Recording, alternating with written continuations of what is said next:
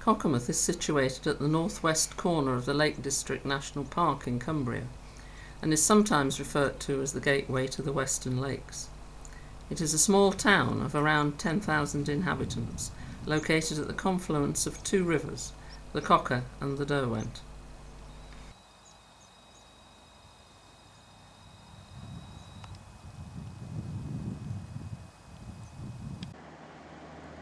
Today, it is well known as the birthplace of William and Dorothy Wordsworth. Its wide, tree-lined main street has a host of independent shops, and its heritage is recognised by its conservation area and gem town status. It is also recognised as a market town and a Georgian town. However, it has a long history stretching back to the 12th century.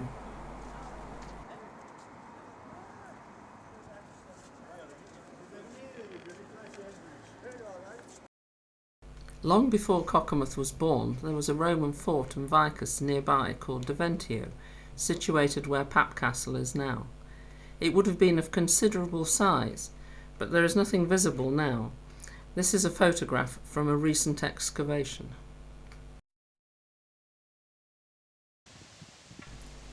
The town has a Norman castle, which was probably predated by a motte and bailey.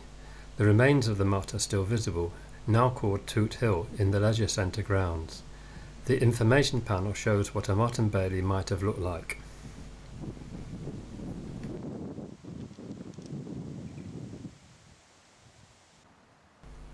The current stone castle dates from the 13th and 14th centuries.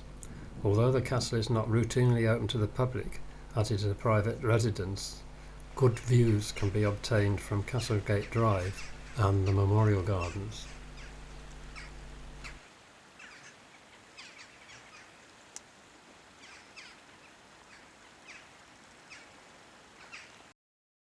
It is known that stone from the Roman fort was used in the construction of the castle, as can be seen from this stone, with a Roman inscription records the legion that built one of the fort buildings. This is a plan of the 21st century town centre, which reveals its Norman origins. The wide main street, marked in speckled red, was developed by the Normans with residential properties both sides, although few buildings now reveal their medieval origins. Behind each property would have been a burgage plot, stretching to a back lane, marked in speckled blue, now Waterloo Street and South Street. Burgage plots were originally gardens. During the Industrial Revolution, they were developed with factories and workers' houses. Banks Court is the best existing example of this, with the factory on one side and the houses on the other. These restored cottages in Cocktons Yard received a National Civic Trust Award in 1987. The yard is another example of a burgage plot, in this case with weavers' cottages built down one side. The medieval town grew up from the marketplace. On its edge is Percy House. Research suggests that it dates from 1390.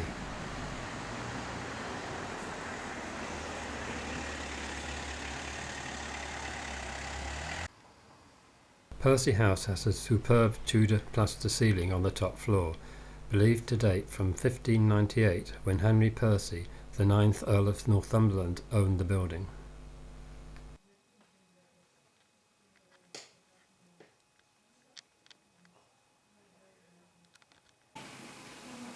Above an original fireplace upstairs, the Percy arms and motto are carved in plaster.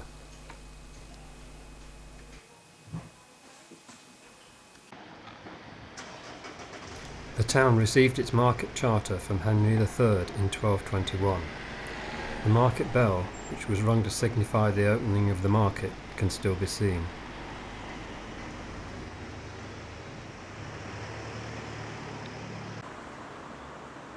The present marketplace, with its pavement art and seating, was redeveloped through the Market Towns initiative in 2008.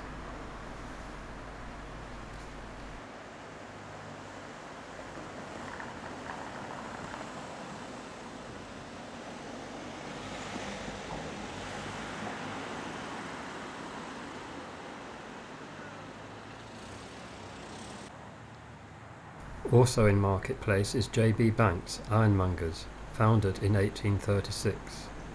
The deeds of the shop bear the signature of William Wordsworth's father, John, land agent to Sir James Lowther.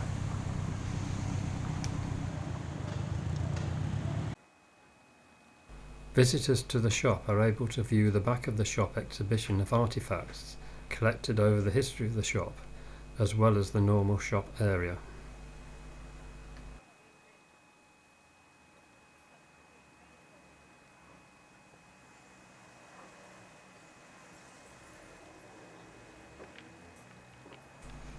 During Georgian times there was a lot of new build and renovation, which has led to Cockermouth being known as a Georgian town. The most significant Georgian building is of course Wordsworth House, birthplace of William and Dorothy Wordsworth, now owned by the National Trust. Good examples of early Georgian architecture can be seen on Kergate.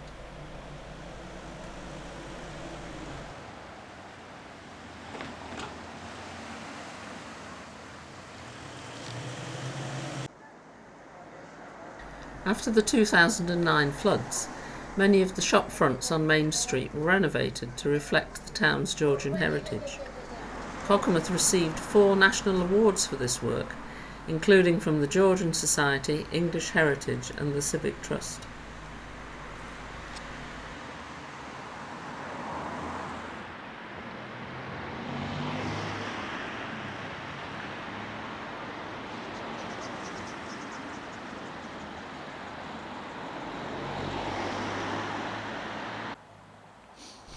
Development continued in the Victorian period through to the present day. This is Fern Bank, a fine Victorian terrace that backs onto Harris Park.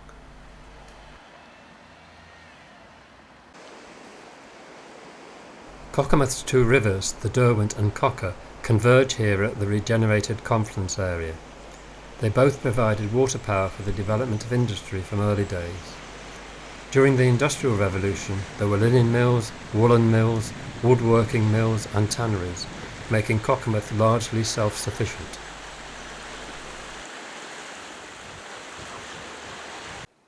Waterloo Street, historically a back lane to Main Street, still has several small buildings, now residences, that were built as mills. The best example is Wharton's Mill, originally a linen mill. Cockermouth once had over 90 pubs and hotels. However, a much smaller number now exist, including the Swan Inn in Kergate, probably the oldest survivor.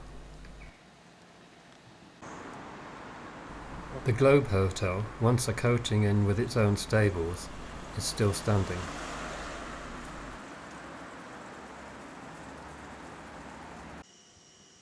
Jennings Brewery has been on the same site below the castle for 150 years. It uses water from its own 70-foot well.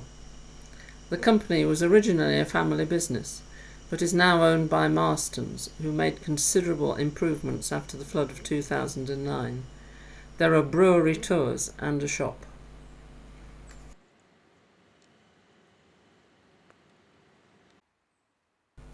Cockermouth has several churches, including 2 fine Victorian churches, All Saints and Christ Church. The present All Saints Church, the third on this site, was consecrated in 1854. It has a 180-foot spire. There is a large stained glass window erected as a memorial to William Wordsworth.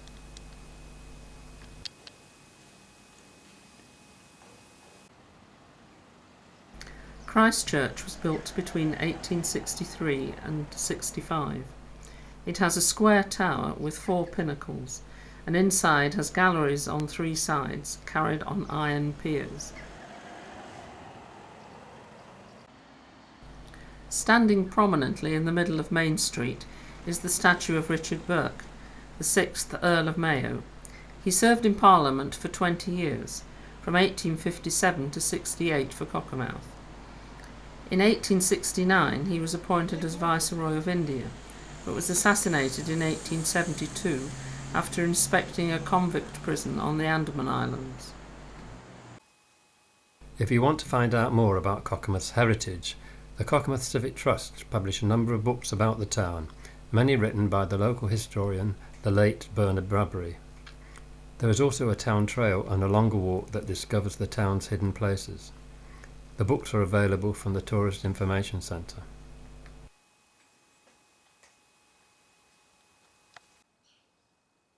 The town trail starts in Old King's Arms Lane. This is another example of a burgage plot which has been developed and now includes a history wall, making it a very good place to start your own discovery of our historic town.